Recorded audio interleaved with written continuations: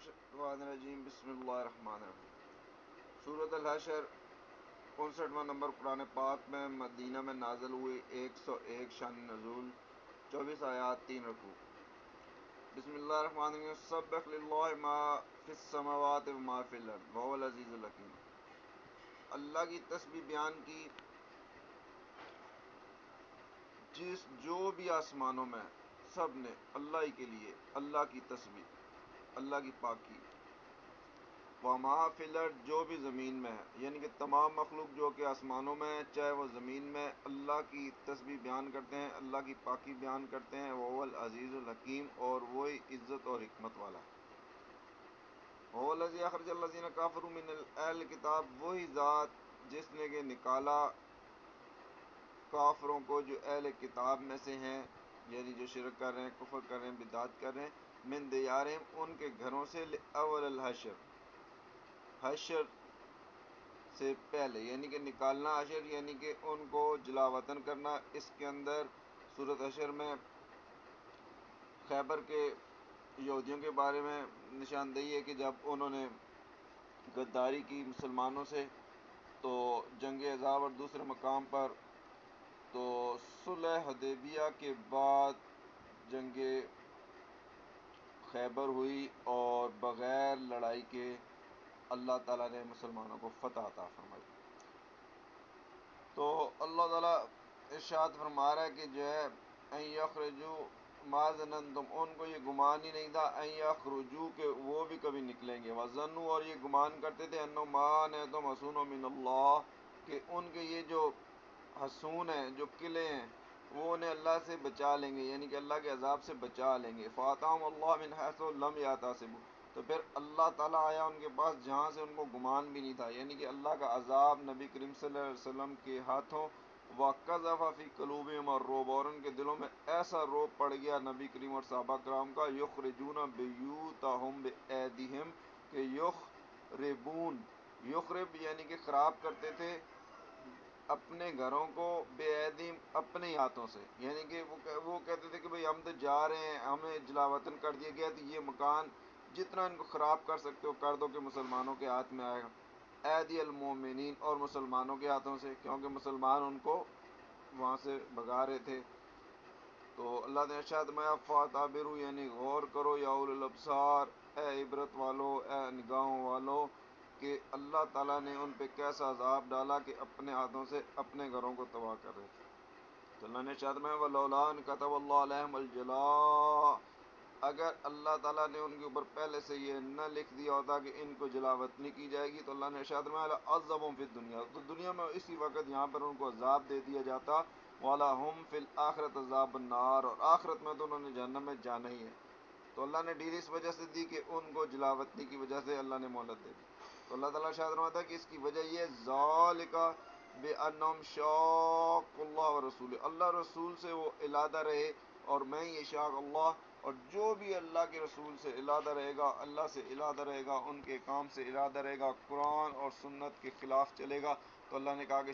اللہ شدید العقاب اللہ کا پھر عذاب اس پر بہت سخت ہے جس طرح ان خیبر کے یہودیوں پہ پڑا ما قطعتم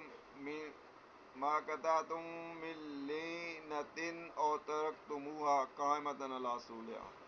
فباذن اللہ لیخزی الفاسقین اللہ نے کہا کہ جو درخت تم نے کاٹے یا اپنی جڑوں پہ قائم رہنے دیے اللہ اصولہ فباذن یہ اللہ کے حکم سے تھا یعنی کہ اللہ تعالیٰ نے اپنے نبی کو صحابہ کرام کو اس کی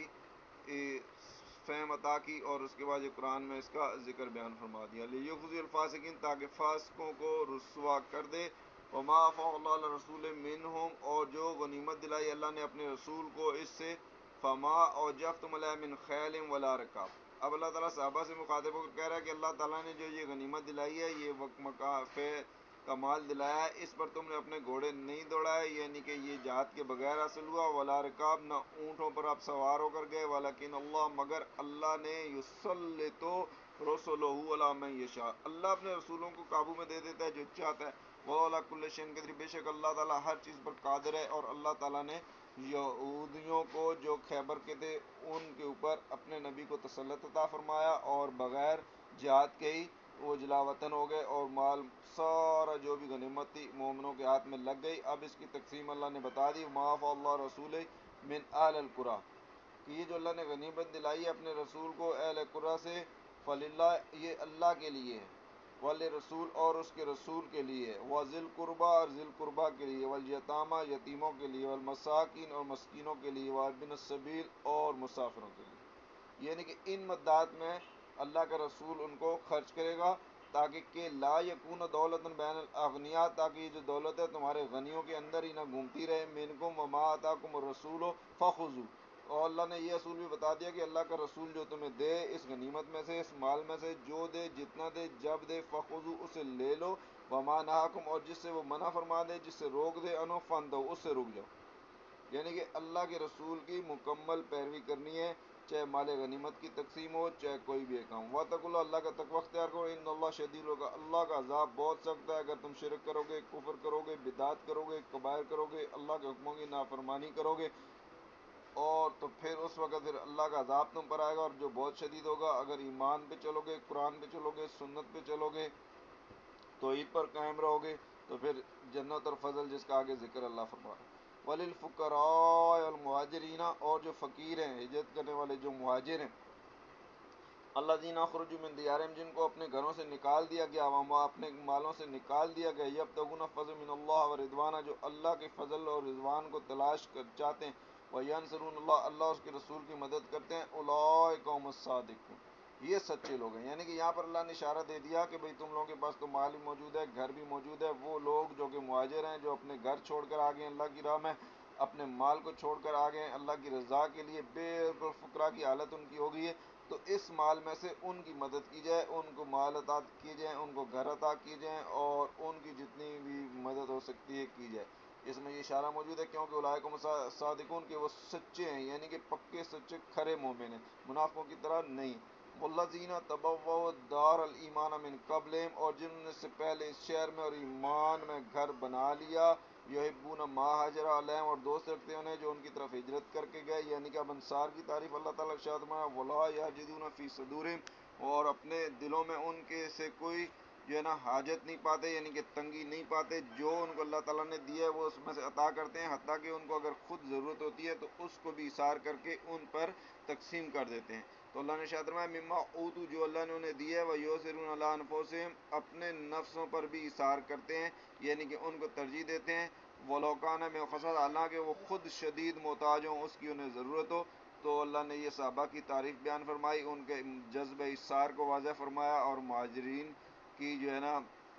ہجرت اور مال دولت کو اللہ کی راہ میں چھوڑنا، رضوان اور رضا کا بیان فرمایا. اور اللہ نے ارشاد فرمایا من یوق شح نفسہ جو اپنے نفس کے لالچ سے آزاد ہو گیا، بچا لیا گیا، یعنی کہ اثار کا اس کے اندر جذبہ بڑھ گیا، تو اللہ نے کہا اولئک هم المفلحون یہ لوگ فلاح پانے والے ہیں. والذین جاؤوا من بعدہم اور ان کے بعد بھی جو آئیں گے، یعنی کہ صحابہ کی تعریف ہے، اس کے بعد اہل ایمان جو اس پیٹرن پر آتے رہیں گے، نیک مومن. تو اللہ نے ارشاد فرمایا کہ جو بعد میں آئیں گے، یقولون کہیں گے ربنا اغفر لنا ولاخواننا اے اللہ ہمیں بخش دے اور ہمارے بھائیوں کو، یعنی کہ صحابہ کا، الذین سبقونا بالایمان جو ہم سے پہلے ایمان لے، یعنی کہ جو مسلمان ہم سے پہلے گزرے ہیں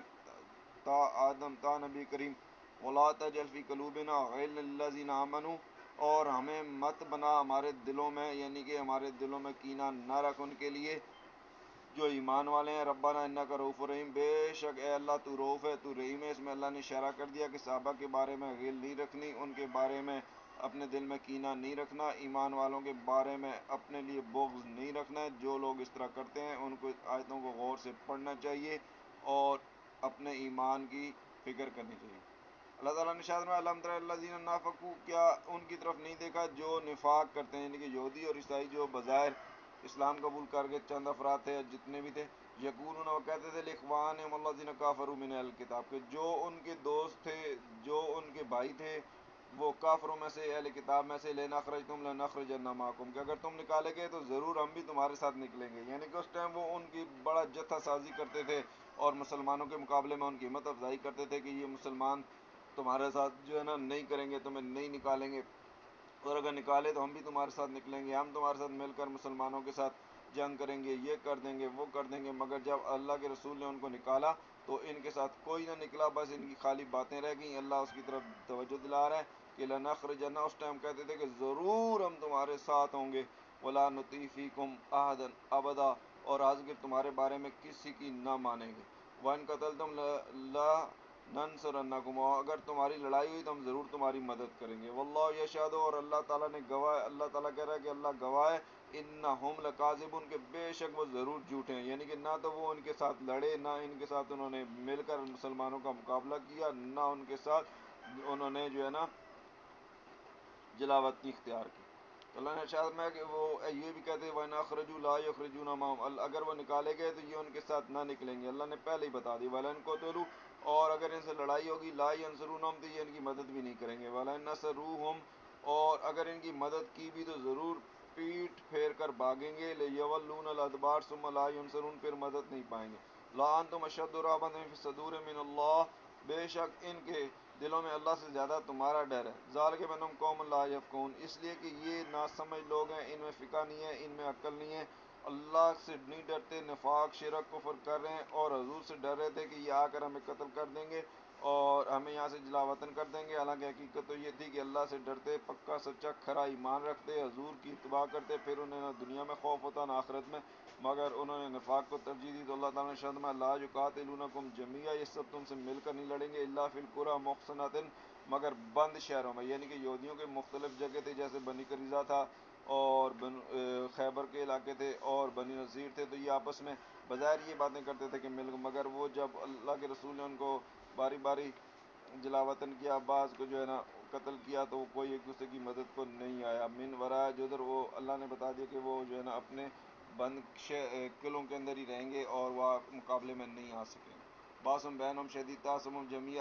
اللہ نے یہ بھی بتا دیا اپنے نبی کو کہ تم سمجھو گے کہ وہ ایک جتھا ہیں، قلوبہم شتیٰ، ان کے دل علیحدہ علیحدہ ہیں، اس کی وجہ وہی ہے کہ قوم لا یعقلون، ان میں عقل نہیں ہے، شرک کر رہے ہیں، کفر کر رہے ہیں، بدعت کر رہے ہیں، کبائر کر رہے ہیں، خدا کا بیٹا قرار دے رہے ہیں حضرت عیسیٰ علیہ السلام کو، ان کی والدہ کو، اور تین خدا قرار دے رہے ہیں، اور یہودی تو اس سے بھی بڑھ کر گمراہ ہو گئے،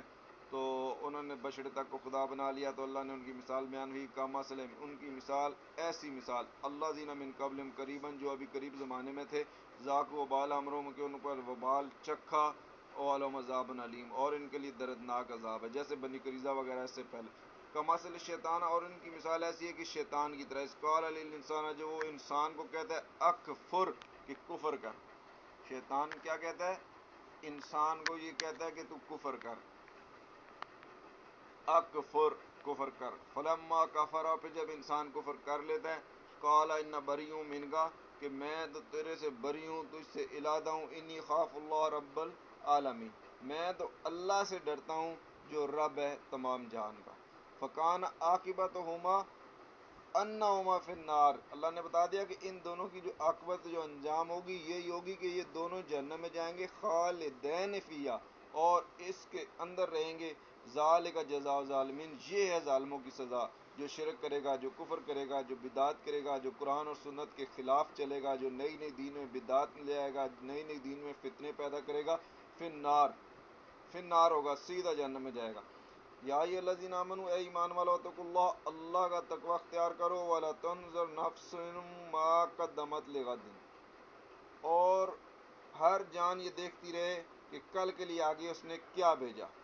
یعنی کہ نیک اعمال بھیجے، توحید پہ چلے، قرآن پہ چلے، سنت پہ چلے، نمازیں پڑھے، روزے رکھے، اللہ کی راہ میں خرچہ کرے، یہ اعمال آگے بھیجے، شرک نہ کرے، کفر نہ کرے، بدعت نہ کرے، کبائر نہ کرے، یہ اعمال نہ آگے بھیج دے،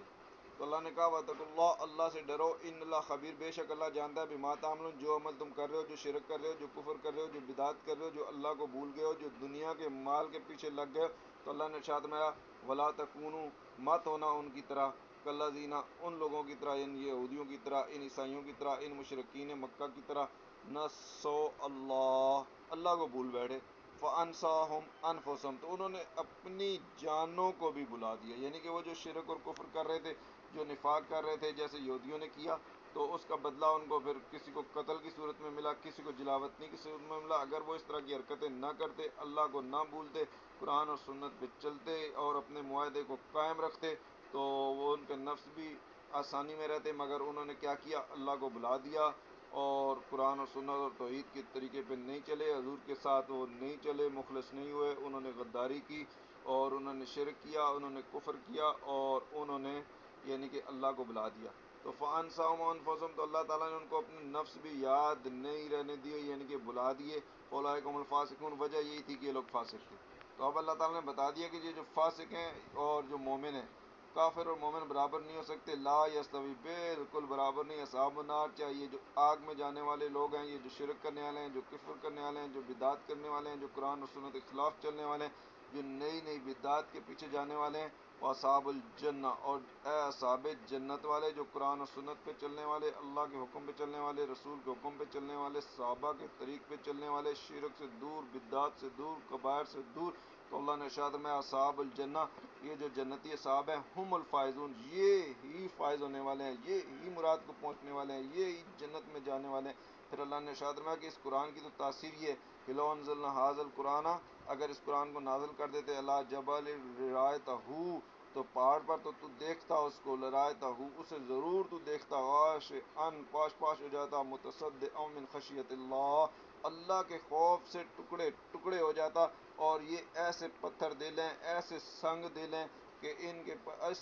اشد قسوا، ان کے جو ہے نا پتھر دل قلوب جو ہیں وہ پتھر ہو گئے، بلکہ اس سے بھی سخت ہو گئے. جیسے سورۃ البقرہ میں ان یہودیوں کے بارے میں بتایا اللہ تعالیٰ نے کہ یہ جو ہے نا پتھر دل ہو گئے، اور بتا دیا کہ وَتِلْكَ الْأَمْثَالُ نَضْرِبُهَا لِلنَّاسِ، یہ مثالیں ہیں جو ہم بیان کرتے ہیں لوگوں کے لیے، لَعَلَّهُمْ يَتَفَكَّرُونَ، تاکہ وہ غور کریں. تو اللہ نے ان کو یہاں پر اشارتاً بتا دیا کہ تمہارے دل ایسے پتھر ہو گئے ہیں، ایسے جو ہے نا کفر اور شرک کی وجہ سے ان کے اوپر جو ہے نا لعنت پڑ گئی ہے، ان پہ مور لگ گئی ہے، ان پر اللہ کی توبہ لگ گئی ہے، ان پر اللہ کی ختم لگ گئی ہے، ان کے اوپر زنگ لگ گیا ہے، اور وہ ایسے ہو گئے ہیں کہ بالکل پتھر ہو گئے ہیں. حالانکہ پتھر سے بھی مضبوط پہاڑ، اس پہ بھی اگر اس قرآن کو نازل کیا جاتا تو وہ بھی اللہ کے خوف سے پارا پارا ہو جاتا. تو تمہارے دل کتنے سخت ہو گئے، کتنے غلیظ ہو گئے کہ تم اللہ کا ذکر سنتے ہو، اللہ کی آیتیں سنتے ہو، اللہ کے نبی تمہارے اندر موجود ہیں، ان کے ساتھ تم لوگ معاہدے کرتے ہو اور اس کے بعد غداریاں کرتے ہو اور جو ہے نا اس طرح کی حرکتیں کرتے ہو. اس کے بعد پھر اللہ تعالیٰ نے اپنی توحید کو واضح بیان فرمایا کہ اللہ، اللہ کی ذات وہی ہے، اللہ جی وہ جو واحد القہار ہے، اکیلا ہے، یکتا ہے، لا الہ، اس کے سوا کوئی معبود نہیں، الہ اس سوائے اس کے، یعنی کہ اسی کو پکارنا ہے، اسی کی عبادت کرنی ہے، اس کی نظر کرنی ہے، اسی کی نیاز کرنی ہے. ایاک نعبد و ایاک نستعین، اے اللہ ہم سب تیری عبادت کرتے ہیں اور تجھ سے ہی مدد مانگتے ہیں، تیرے غیر سے مدد نہیں مانگتے. کوئی غوث نہیں، کوئی کھوٹیاں کھڑی کرنے والا نہیں، کوئی داتا نہیں سوائے اللہ تیرے. تو ہی واحد ہے، تو ہی قہار ہے، تو ہی مالک ہے، تو ہی خالق ہے،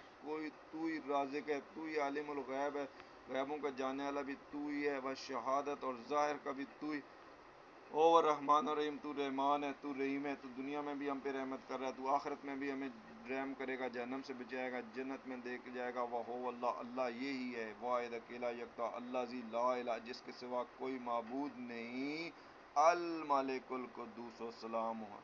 بالکل بادشاہیوں کا مالک وہی، نہایت پاک وہی، السلام سلامتی دینے والا وہی، المومن امن بخشنے والا وہی، المہیمن حفاظت فرمانے والا وہی، العزیز